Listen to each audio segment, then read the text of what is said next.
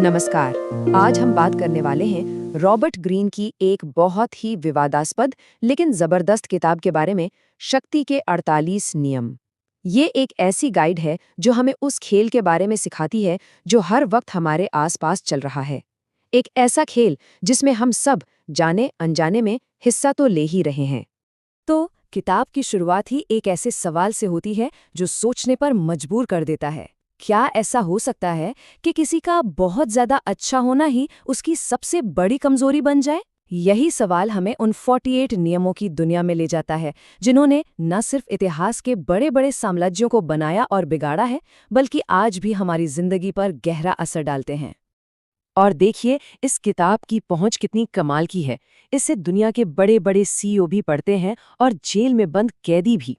ये बात साफ दिखाती है कि पावर की समझ हर किसी के लिए कितनी जरूरी है, चाहे वो किसी भी हालत में क्यों ना हो। रॉबर्ट ग्रीन कहते हैं कि ये जो पावर का खेल है ना, ये हर जगह है। हमारे ऑफिस में, हमारे परिवार में और पॉलिटिक्स में तो है ही। अगर कोई ये सोचता है कि वो इस खेल को नहीं खेलेगा, तो इसका मतलब सिर्फ ये है कि वो खुद एक मोहरा बन रहा है। ये समझना जरूरी है। ये किताब भेड़िया बनना नहीं सिखाती, बल्कि ये बताती है कि भेड़ियों से भरी दुनिया में खुद को बचाना कैसे है।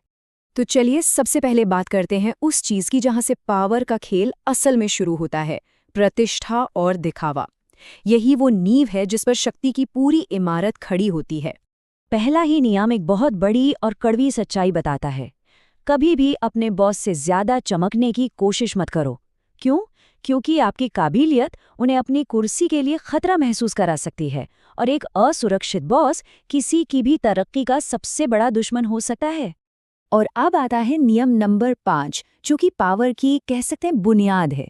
जैसा कि यहाँ दिख रहा है, ये कहता है अपने प्रतिष्ठा की रक्षा अपनी जान की तरह करो। लेकिन ऐसा क्यों? क्योंकि पावर के इस खेल में किसी की प्रतिष्ठा ही उसकी असली पहचान होती है। सोचिए, दुनिया हमें हमारे काम से ज्यादा हमारी इमेज से, हमारी प्रतिष्ठा से जज करती है। इस पे लगा एक छोटा सा दाग भी सारी की सारी ताकत छीन सकता है। इसलिए शक्ति बनाने से भी पहले अपनी साख को मजबूत बनाना सबसे पहला और सबसे जरूरी कदम है। तो ठीक है, एक बार जब प्रतिष्ठा की नींव मजबूत हो जाए, तो अगला कदम क्या है? वो है स्ट्रैटेजी और कंट्रोल। अब देखते हैं कि पावर की चालों में महारत कैसे हासिल की जाए। नियम नंबर 4, ये हमें सिखाता है खामोशी की ताकत। कोई जितना ज्यादा बोलता है, उतना ही वो आम लगने लगता है। ताकतवर लोग कम बोलकर एक रहस्य बनाए रखते हैं। उनकी चुप्पी सामने वाले को बेचैन करती है, उन्हें बोलने पर मजबूर करती है, और इसी चक्कर में लोग अनजाने में अपनी कमजोरियां बता जाते हैं। अब ये जो नियम नंबर 10 है ना, ये सुनने में शायद थोड़ा कड़वा लगे। ये कहता है कि दुखी और बदकिस्मत लोगों से दूर रहो। किताब के मुताबिक नेगेटिविटी और दुर्भाग्य एक बीमारी की तरह फैलते हैं। जो लोग हमेशा मुश्किलों में घिरे रहते हैं, वो आपको भी अपने साथ नीचे खींच लेंगे। इसलिए बेहतर है कि सफल और खुश रहने वाले लोगों का साथ चुना जाए। और फिर आता है नियम नंबर 15, शायद इस किताब के सबसे बेरहम नियमों में से एक। इसका लॉजिक बहुत सीधा और क्रूर है। एक आधा अधूरा दुश्मन हमेशा बदला लेने के लिए वापस आएगा। इसलिए अगर किसी को हराना है तो उसे पूरी तरह से खत्म करो, ताकि वो दोबारा सिर उठाने के काबिल ही न रहे। तो सीधी सीधी स्ट्रैटेजी के अलावा पावर का एक और चेहरा भी है, और वो है धोखे और दूरी का। अब हम देखेंगे कि भ्रम और धारणाओं की इस कला में महारत कैसे हासिल की जाती है। और यहाँ पर ना नियमों का एक बड़ा ही मजेदार कॉन्ट्रडिक्शन देखने को मिलता है। नियम 16 कहता है कि अपना सम्मान बढ़ाने के लिए कभी-कभी गायब हो जाओ, क्योंकि जो चीज हर वक्त मिलती है उसकी कीमत कम हो जाती है।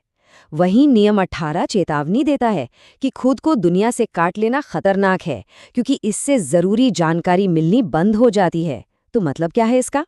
मतलब ये कि पावर सिचुएशन के हिसाब से काम करती है। अब नियम 21, ये एक बहुत ही शातिर साइकोलॉजिकल ट्रिक है। किसी को भी ये पसंद नहीं आता कि कोई और उनसे ज्यादा समझदार लगे। जब कोई जानबूझकर खुद को कमजोर या बेवकूफ दिखाता है, तो वो अपने शिकार को ये महसूस कराता है कि वो उससे बेहतर है। इससे वो लापरवाह हो जाता है और बस तभी अपनी चाल चलने का सही मौका मिलता है। तो इतने सारे अलग अलग नियमों के बाद अब हम बढ़ रहे हैं उस एक परम सत्य की ओर जो इन सब को एक साथ बांधता है, पावर का सबसे बड़ा और आखिरी नियम। और वो है नियम नंबर 48, निराकार बनो। मतलब पानी की तरह बनो।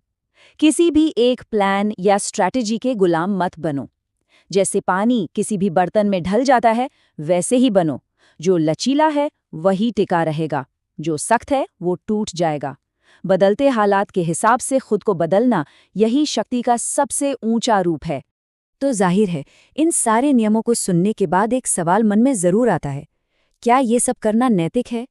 किताब का तर्क ये है कि पावर अपने आप में न तो नैतिक होती है और न ही अनैतिक। ये बस एक औजार की तरह है। इसका इस्तेमाल अच्छे काम के लिए भी हो सकता है और बुरे काम के लिए भी। तो इस पूरी बातचीत से हमें क्या सीखना चाहिए? सबसे पहली बात, अपने इमोशंस पर कंट्रोल रखो, उन्हें अपने फैसलों पर हावी मत होने दो। दूसरी, अपने असली इरादे हमेशा छिपा कर रखो। और तीसरी, इस खेल में शतरंज के खिलाड़ी बनो, सिर्फ एक मोहरा नहीं। और आखिर में ये किताब हमें कड़वी सच्चाई का आईना दिखाती है। ये हमें सिखाती है कि दुनिया वैसी नहीं है जैसी हम चाहते हैं कि वो हो, बल्कि दुनिया वैसी है जैसी वो असल में है। और इस सच्चाई को स्वीकार करना ही शक्ति की राह पर पहला कदम है।